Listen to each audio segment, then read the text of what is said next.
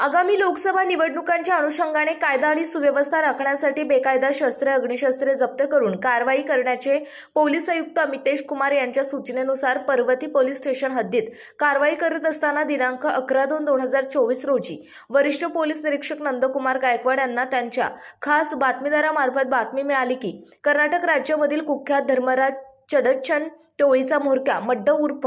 माडवालेया हिरेमठ हा त्याच्या साथीदारांसह घातक अग्निशस्त्र घेऊन पुण्यात येणार आहे अशी खात्रीशीर बातमी मिळताच सहाय्यक पोलीस निरीक्षक नंदकुमार गायकवाड यांनी वरिष्ठांच्या सूचना आणि मार्गदर्शनानुसार तपास पथक आणि पोलीस ठाण्यातील उपलब्ध कर्मचाऱ्यांची तातडीने 4 पथकं तयार करून नगर रोड ते पर्वती हद्दीपर्यंत सापळे लावले। त्यानंतर संशयित आरोपी हे त्यांच्याकडील पांढऱ्या रंगाचे क्रेटा गाडीमधून लक्ष्मीनारायण टॉकीज पर्वती पुणे येथे आल्याची माहिती 12/2/2024 रोजी कळाल्याने पोलिसांनी सर्व पथके एकत्र करून तेथे 3 संशयितांना गाडीसह शिताफीने पकडले। त्यांच्याकडे चौकशी केली असता त्यांनी त्यांची नावे 1 माडवालेया पंचय्या हिरेमठ वय 35 वर्ष राहणार एपीएनसी मार्केट जवळ बंबलक्ष्मी इंडी रोड तालुका जिल्हा विजापूर कर्नाटक राज्य सध्या राहणार 11 पार्क पिसोळी उंडरी पुणे 2 सोमलिंग गुरप्पा दर्गा वय 28 वर्ष राहणार AB पाटील नगर सोलापूर रोड विजापूर तालुका जिल्हा विजापूर कर्नाटक राज्य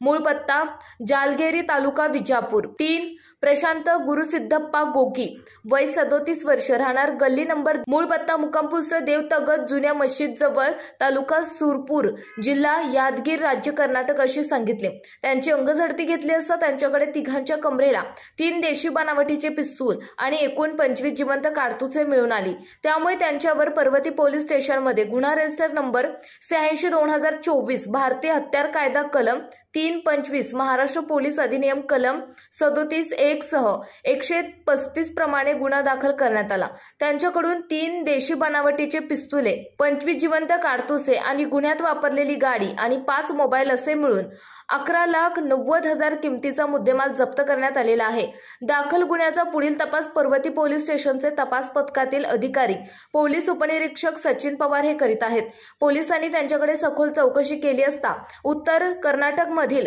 कुख्यात धर्मराज चडचण आणि महादेव बहिरगौड सावकार या टोळक्यामध्ये वाद आहे। त्यापैकी धर्मराज चडचण यांचा पोलीस चकमकीत मृत्यू झाला असून त्याचा भाऊ नामे गंगाधर चडचण यांचा खून महादेव सावकार याच्या टोळीने केलेल्या संशयातून मंडू उर्फ माडवाले या पंचय्या हिरेमठ याने धर्मराजची नावाची गुन्हेगारी टोळी सक्रिय ठेवून तसेच त्याचा म्होरक्या होऊन महादेव सावकारवर 40 साथीदार आणि 6 गावठी पिस्तुलासह सन 2020 मध्ये हल्ला केला होता। सदर हल्ल्यामध्ये सावकार टोळीचे 2 साथीदारांचा खून झाला होता, परंतु महादेव सावकार बचावला होता। तेव्हापासून मडू हिरेमठ हा सदर टोळी चालवत असून त्याने विजापूर जिल्ह्यात खून आणि खुनासारखे गंभीर गुन्हे करून दहशत ठेवली आहे। सध्या तो पुणे येथील कोंढवा पिसोळी भागात मागील 2 महिन्यांपासून त्याच्या परिवारासह विरुद्ध टोळीच्या भीतीपोटी राहण्यास आहे। पोलिसांनी निवडणूक प्रक्रियेच्या पार्श्वभूमीवर कोणताही अनुचित प्रकार घडू नये म्हणून ही अचूक माहितीच्या आधारे कौशल्यपूर्वक कामगिरी करून